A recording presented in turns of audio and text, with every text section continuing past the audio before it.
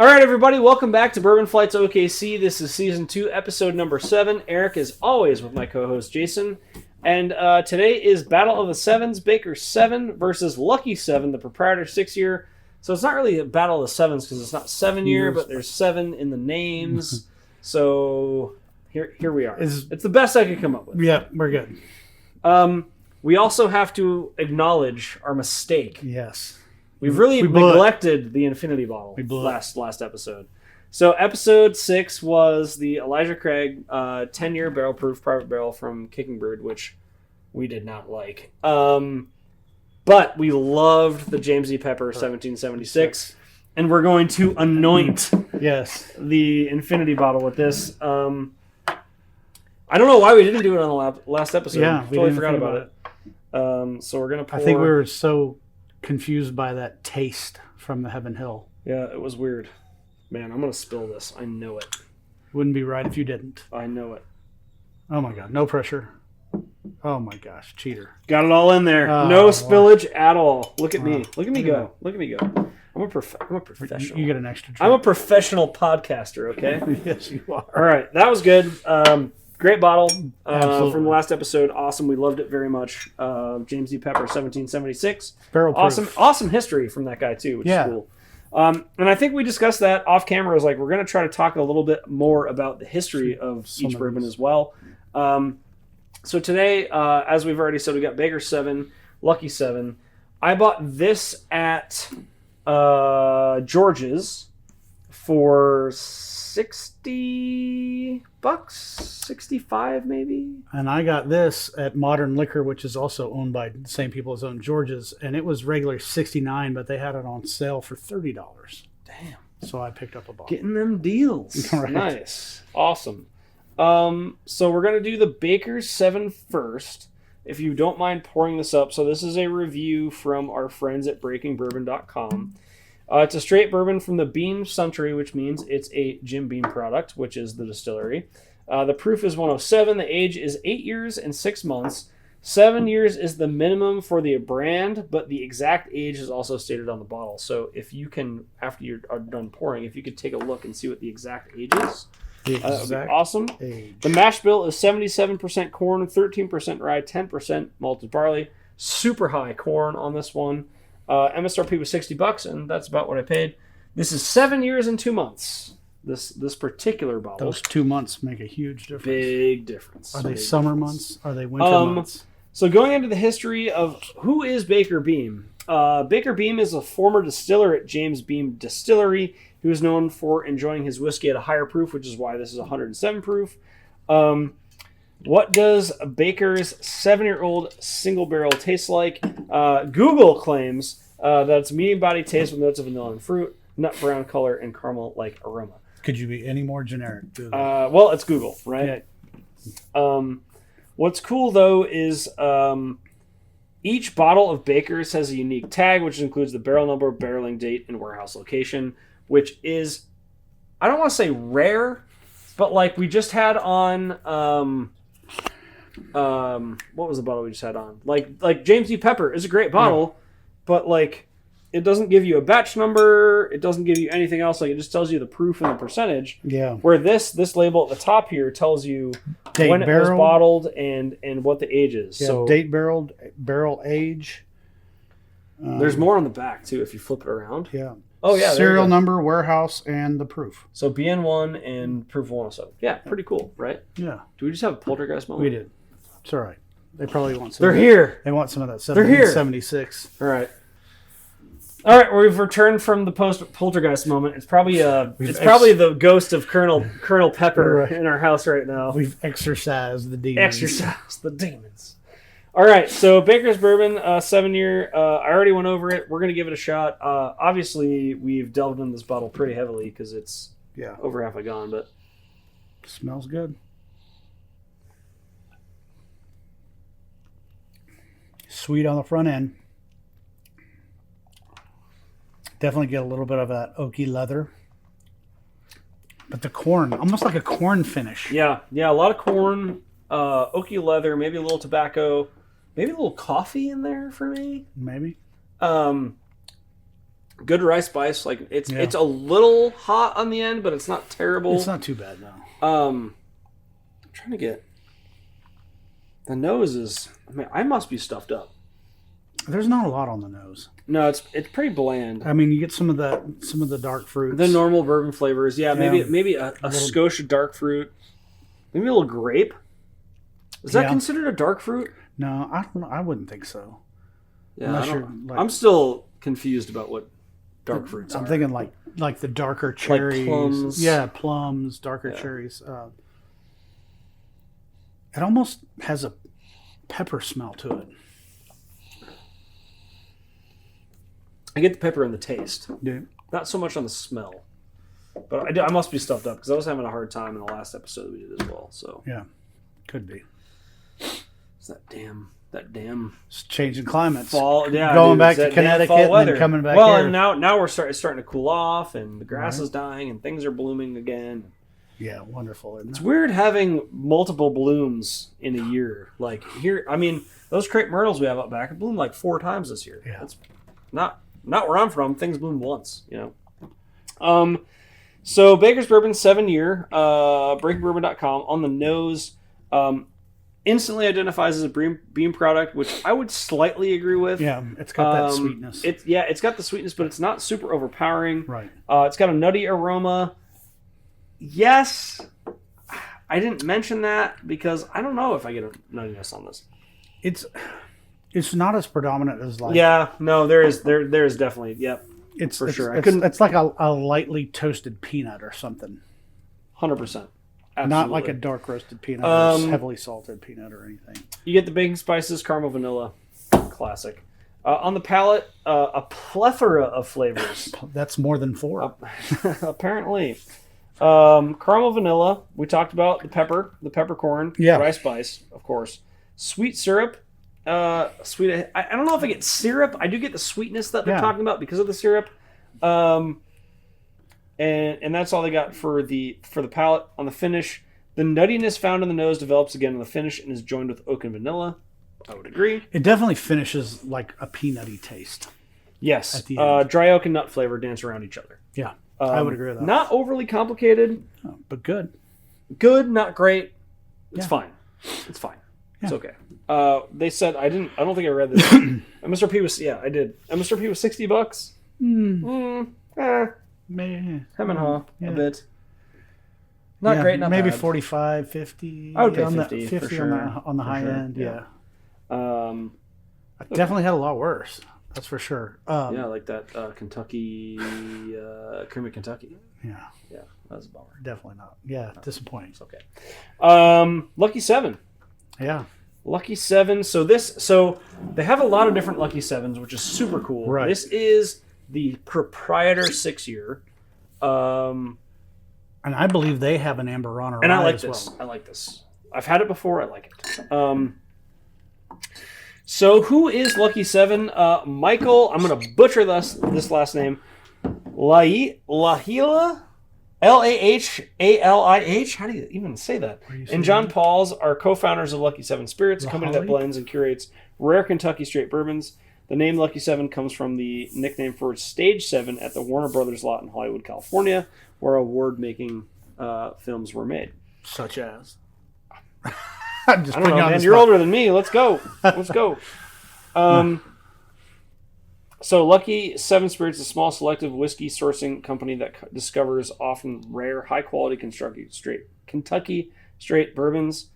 The Proprietor is a 6-year single barrel, is a barrel-proof bourbon that is bottled by Bardstown Bourbon Company. So I'm wondering if if they're one of these craft companies where they go around finding barrels that have been sitting in warehouses for a little while and then finding. So it's interesting. So let me dive in. So this is from BaconBourbon.com as well. So it's a straight bourbon, Lucky 7 Spirits, sourced from unknown distilleries in Kentucky. Unknown. But Google AI says that it's from Bardstown. Bardstown's been coming out hot and heavy lately. I mean, they're way overpriced. Overpriced. Oh Yeah, my but- god, dude! I've looked at some of that stuff, and I'm like, there's no way I'm paying for that. I walked into North Oaks Liquor Store in Edmond today, and even they were like, yeah, they're still high on the price, but we've got all of them, and they have like 6 different ones in Bardstown. But even they agreed the price is too high, and they're just not selling. Yeah, I agree. So you'll probably have to reassess that one. So to continue on this, it's a 120.6 proof, 6 years, mash bills undisclosed. MSRP was $85, which is about what you said it was, but they marked it down. They had it 69, Okay. and I got Well, it for that's good. 30. That's good. So this is also in 2022. Yeah, So maybe the MSRP has come down on it. or it just was sat long enough. I've had this. I like it. Ooh, you know what I get? Maraschino cherry on Yeah. the nose. Absolutely, 100%. Yep. Absolutely. Maraschino cherry, like that. That's like almost all I'm getting. Have you ever been around someone who smokes pipe tobacco and they have like that black cherry, major. the black cherry tobacco smell? Have you ever, you know what I'm talking about with that pipe tobacco? It's almost like a heavy Yeah, black. yeah. That's what Yeah. I taste. Yeah, there's It's like definitely a some black cherry tobacco yeah flavor. black cherry tobacco. Maybe a little bit of leather. Yep. There's also like There's a lot of heavy dark cherry on it. Yeah, and there's like dark fruits. I would say, just in general. Yeah. Wow. Yeah, that's fucking good. That is a really rich Really cherry good. note. Really good. That's a great drink, man. That's like For $30, I should have bought 2. you idiot. I'm so Ruining the podcast. No, I'm just kidding. That's dude. I actually enjoyed that. That is a great bottle. I think it's better the second. We need- Because when we first opened it, it was okay. I think it is much better. That cherry flavor is really. I'm honestly thinking when I open a bottle, I need to open it and then not touch it for a little bit. Yep, I would But agree. but we need to then start opening. but at the same time, But it's though, nice to like, get it right out of the bottle, try it, and then come back and visit yeah, it later. Yeah, Yeah. Stuff. So that's what we always say. You know, we've told you guys we've had bottles in the past we didn't like, and when we've come back and visited them later, the poltergeist is back. He's disagreeing, but we've actually enjoyed them more the second time Yeah. around after they've had time to air out, or what do you call it? What do they call it? Aerate? No, they. I don't know. I don't either. All right, Well, that's fine. it's good. BreakingBourbon.com on the nose, candied orange. I don't know about the orange. It's the cherry. It's just Yeah. So light brown sugar, I would agree with. Maraschino cherry, 100%. Yeah. Anybody that has a nose is. The poltergeist is back. oxidation. That's what I was. Oxidation. I think oxidizing a little bit helps. Tremendous. We're gonna pause and fix the poltergeist if you don't mind. All right, stay tuned. We'll be right back after this seance. We've returned from the seance. It exercised was a the very demons. eye-opening experience. Lots of ayahuasca was consumed. Candles, Can- incense. That's right. There was a reading from the Torah. It's happening again already. Yep. Maybe it's time to wrap it up, or we could do it in the dark. How about an evening episode? You know what? We're just gonna roll with it. Who Let's cares? roll with it. So on the nose, candied orange, light brown sugar, maraschino cherry, absolutely syrup, baking spice, light barrel char, which I would agree with. Yeah. Ethanol lurks below. I didn't really get a don't lot get- of ethanol I on don't that. get the ethanol at all. On the palate, you've got syrup, raisins, hints of ripe pear, dry charred oak, dry leather, which I Yeah, agree with. I would agree. Short baking spice, for sure. Finish, light cherry, aged leather, dry oak, spice, and mellow heat, that's Slade Bills. I disagree with the light cherry. It seems like a little bit Yeah, more of a medium definitely. to heavier cherry. Yeah, it's definitely a dark cherry, for It sure. is, and it is good. It is a great. That is awesome. I don't even want to put either one of those on. I'm going to absolutely make you do that. God, I hate it. Absolutely make you do that. Oh, Why not? formal protest. We have one piece of ice left. Put it in. Yours. Put it in the Lucky Seven, and we'll pour a little bit more, and we'll share it. Okay. Because sharing is caring. Caring. You didn't give enough ice. We've had an ice shortage. Well, you also didn't think that we're going to record 3 episodes. today. So, I mean, no, we record. No, we don't do these all in one day. We just wear the same clothes all the time. Oh man, dude, that Really? smells like maple syrup. Smell that. Oh, it does. Oh man, that smells Should I go just get some like more maple ice? syrup. Oh man. Should I go get my own ice? Was it deceiving? It's not bad. No, it's not bad. It's not bad. It's not as good as it is neat. The nose is awesome on that with ice. That is a lot sweeter with the ice. Mm-hmm. It's like super maple syrupy. Yeah. Yeah. I think that's still... I mean, that's pretty good. I like it better neat, but that's still good on ice. Yeah. That's actually... Dude, it's a little bit different. This is awesome, man. Great find. I'm shocked. Great find. Really good bottle. Seems a little bit older than 6 years to me. Like, it does. There's a lot going on there. There is. If you like maraschino cherries, you'll love it because that's what I get off the nose. I get it heavy, like maraschino / dark cherry, like almost looks like the Luxardo cherries, right. That we have on Manhattans. Awesome bottle, dude. Great. Good find. I like Good it. find. I think that needs to go in here. I would agree. I'm not sure about the Bakers. I don't think so. I'm on the fence on the Yeah, Bakers. I don't think so. This absolutely needs to go in here. But I think even for $69, $70, I'd still pay that for that. Oh, absolutely. This is a the great fact bottle. that I got it for $30 Great is bottle. amazing. All right, I'm gonna be The concentration. Everybody, hold your breath. Well, I'm trying to get exactly an ounce in there, and you're gonna kind of like fill the thing up. Yeah. All right, here we go. Oh my God, here we go. Oh my God. Oh, we got it spilled. It's spilled. Now you got to add some back in. It's all right. I'll add a little bit. God damn it. That's what happens when you record. Oh, gee. Oh, Lord. That's good enough. No, you're good. Don't pour that back in. Pour it in the bottle. It'll be good. That much more cherry. As you can tell, we do this very scientifically. Yes. Everything is exact weights and measures. Exact weights and measurements. There's no more paper towels. There's going to be bourbon on the... Yeah, we'll be good. You can go ahead and suck that off. That's right. Look at that. Again, after experiencing the 7, I'm curious to try the So rye. what's cool is every bottle has a different name. So like this is the proprietor. There's like a different name for every bottle, which is fun, right? Yeah. I think that's a really cool way to do your bourbon. Sorry if you can hear Chase whining downstairs. He's having a rough time. Yeah, he's ready to come out. He's ready to come out. He's not a child. He's a dog. I'm going to differentiate that right now.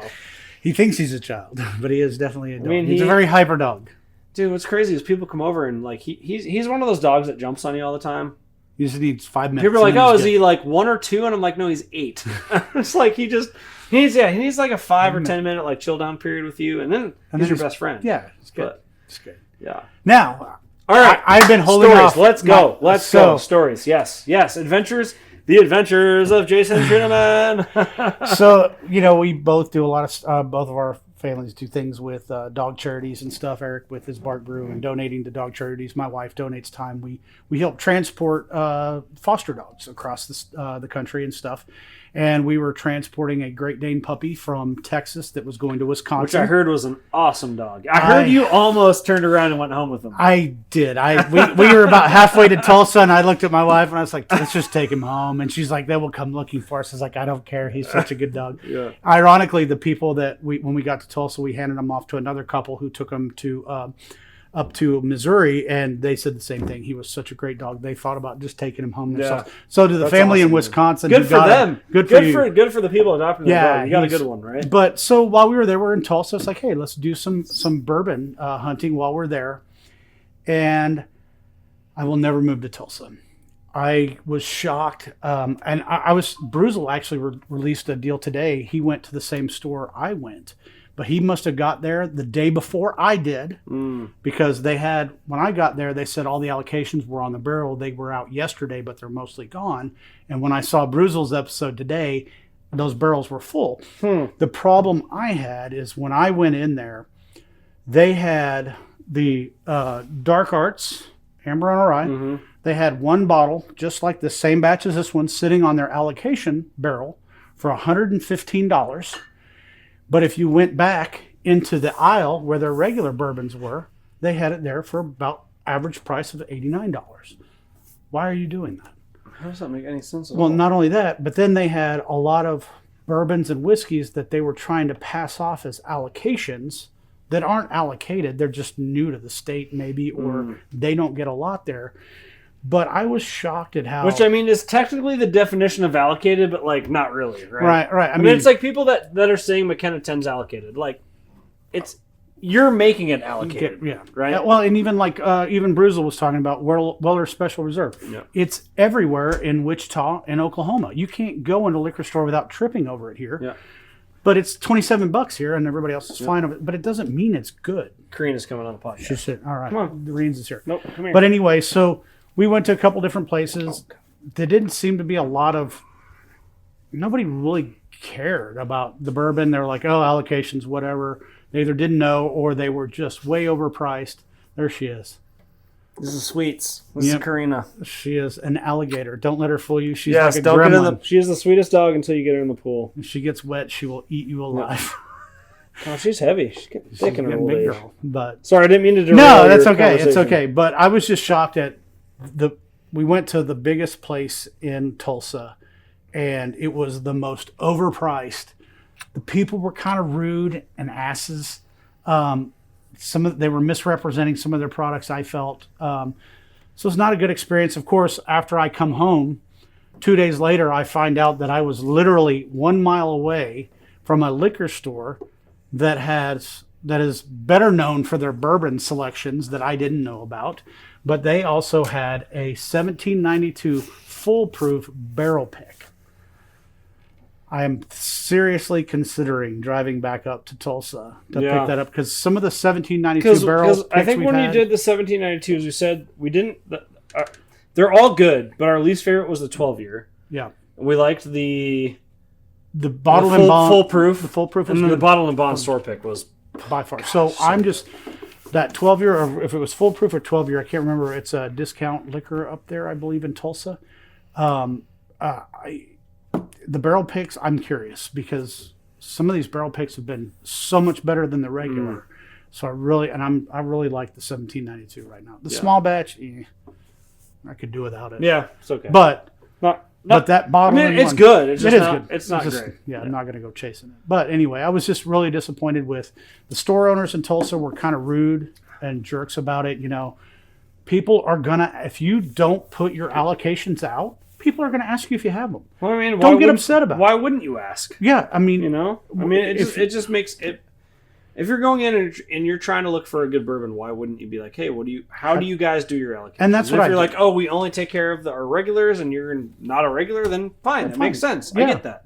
And that's what I always start. How do you? And that's what when I go in, talk to them. Where's your regular bourbons? Do you have any private barrel picks you've done? And how do you handle your allocations? Now, on the flip side, I was in Yukon, and I went to a place in Yukon. They were ripping people. It was another place that was charging $60 for Buffalo Trace, and they're acting like they're doing people a favor. But the guy that was working there, he's like, I don't drink. I don't know anything about liquor. Why do you own a liquor store? He said, I'm just here because I work for a company that's been buying up liquor stores. And this was off Route 66 in Yukon. And it was a newer place kind of hidden back. And their prices were outrageous. You should be ashamed of yourself. I need to find out the name of that place, and they should be ashamed of themselves for what they're charging people in Yukon. They're ripping people off on regular price stuff. They're way overcharging on allocated stuff. But on the flip side, I make a left-hand turn. I hit this small, dilapidated shopping center, meet this wonderful lady. Her dad owns it. He's not there to please anybody but his customers. He gets allocations. The way it should be done. And I agreed with her totally. We had a nice long conversation, and it was ironic. Grand Cru came up in the conversation. Oh, yeah. Those people were such jerks. They parked their Grand Cru truck in front of her liquor store. The barbecue place? No, Grand Cru is a liquor store on Brittany. Oh. They're the ones that had the $300 bottle of Rio, but they also owned Liquor Bar up on Northwest Expressway, and they charged $150 there. So they're hitting you double prices at two of their different stores. Well, they parked their Grand Cru truck in front of this liquor store to block them, just to be jerks about it. Wow. And it was just... And that, why? So here's my thing. I understand people need to make a living. I do. Absolutely. Make your money. Like, I'm a capitalist. I get it. Fine. Do what you need to do. But you don't need to price gouge. You certainly don't need to be an asshole about it. Right. We're all in this together. Bourbon is a journey. Bourbon's a hobby. It can bring people together. Dude, how many people have we met because of our joy of like it's sad to me that there's people out there, and it's not just in bourbon, it's in all walks of in aspects of life where it's like people are just taking advantage of other people. And Right. it's like, I'm not saying that you don't need to make money, Right. but you don't need to be like Shouldn't be absolutely gouging people and being a dick about it. right. Perfect You know? example. Boulevard Wine and Spirits in Edmond. $600 for a bottle of Elmer T. Lee that's MSRP at $80. Yeah. Secondary market is 100 to Yeah. 150, and you're charging 600. I hope nobody shops there again. Mm-hmm. I wouldn't buy a damn thing from you No. just because you do that to your customers. Yeah, what about so- your loyal customers that come there all the time? Are you going? I would hope you would cut them. Do they especially- have loyal customers? I mean, That's how would good. you with that? you know? And it's ironic because the place used to be when I was a kid. This place used to be a video store, and I think the owner changed it over to the liquor store. And Yeah. it's like, why? You've been here for that long. Why would you rip the people off in your hometown? But what's crazy is this is not a tale of like where we live. Like for This is people everywhere. watching, whether you live on the East Coast, the West Coast, the North, the South, internationally, like wherever you're watching from, you have that one place where you go and you know the guy behind the counter Yeah. and you're friends with them. You enjoy going in there because he takes care of you. He appreciates your business.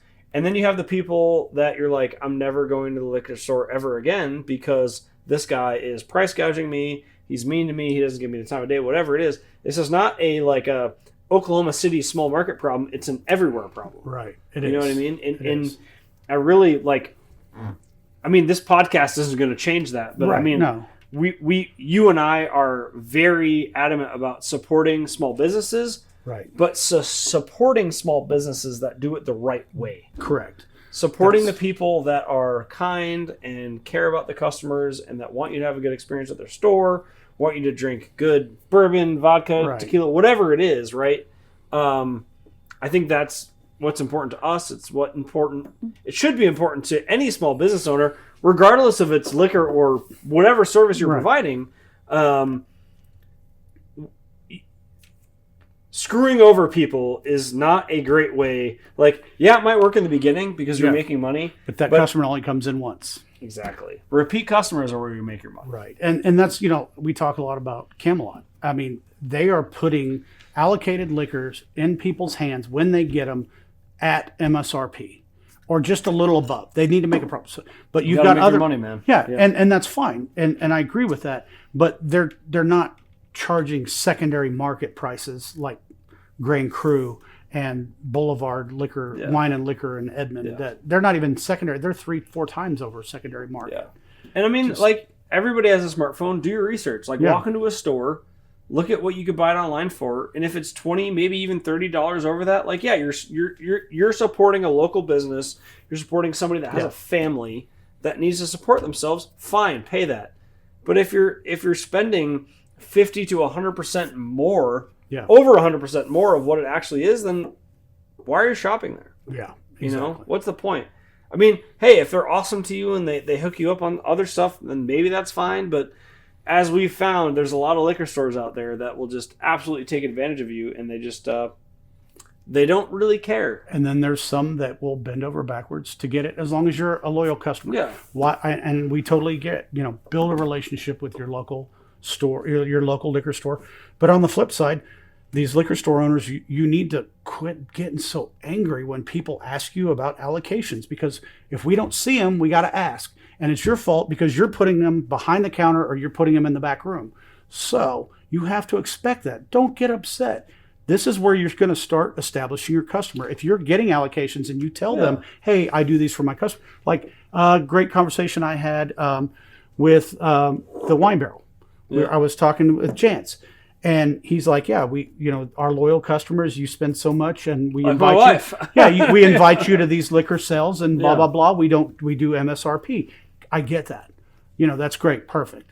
Sucks for us because we're so far away. It's great for you because your wife's on the way home. But my thing is they get great, obviously the great bourbons. They have great knowledge of bourbons. So I'm just going to have to start driving 30 minutes to get regular alcohol just to get on the list. Well, he's a good person, too. But on the flip side of that too, though, the bourbons they have in stock are a lot better than just going into a regular liquor store. They seem to be absolutely. them and Whiskey Barrel, our Whiskey Cabinet seem Yes, to me Whiskey more Cabinet. geared towards your good tasting bourbons and, I mean, and whiskeys Whiskey as opposed to Cabinet just has an entire damn wall Yeah. devoted to bourbons. yeah. Clint's done a great job. Clint's great. Brighton. Yeah, Brighton's great. Brighton's awesome. Yeah. Really good people over there. Highly recommend that. Knowledgeable, talk to you about it. They're not jerks about anything. And Brighton watches the podcast. He's like, Yeah. oh, did you see what they said about this or that or the other thing? So, yeah, He likes to give us he's grief. up on it. He's good. He's a good dude. But sorry about my rant. But yeah, No, dude. Tulsa, get your shit Don't be together. sorry. Don't Tulsa be sorry. liquor store owners, get your shit together. Out of 10, Baker's 7. I'll go with a 6.5. Dude, I'm right there. Like 6. I don't know if I'm 6'4" or 6'6". Probably 6'4". Just on the other side of 6.5. If you'd have asked me Lucky 2 weeks 7. ago, I would have said a 7. Yeah. But today I'm going to give it an 8. Yeah, And 2. I'm liking it I'm more. between a 7.9 and an 8.1. Yeah. Like I can't it. Okay, I'm gonna say a 7.9, but if you came up to me and said 8.1, I wouldn't disagree with you. Okay. Right? I agree. Yeah. Like I can't. It's good. It's a like. I love cherry. Like I love cherries. Mhm. Like not the shitty maraschino cherries, Right. like the nice like Luxardo Yeah, cherries. the Luxardos. And that is what I get on the nose. yeah. The finish for me is like, it's okay. The nose and the palate is really where I think that thing shines. See, That bottle shines. For I me, like but- I like the front end and I like the finish. The middle, it's like a little flash of heat, yeah. and it's okay. But I Yeah, still. but it's then it just yeah. it's cherry. Yeah, That dude, dark maraschino cherry. throughout, like cherry dark fruits A throughout. little bit of rice spice, Yeah, just enough, good not stuff. too much to Great give you a stuff. burn or anything. Yeah. What would you pay for this? $50. Yep. Yeah, I wouldn't pay 60 for that again. What would you pay for this? I would pay $70. I'll do it for that. The fact that I got it for $30 just makes me angry that I didn't buy 2. I should. I would pay. I'd pay 70. I'd pay 75. 80 or 85 for that.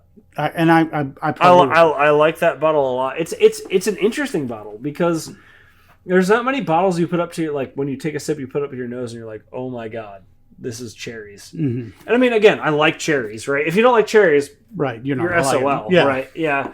But yeah, I think I would pay probably like 80, 85 for that. It's a great bottle. agree.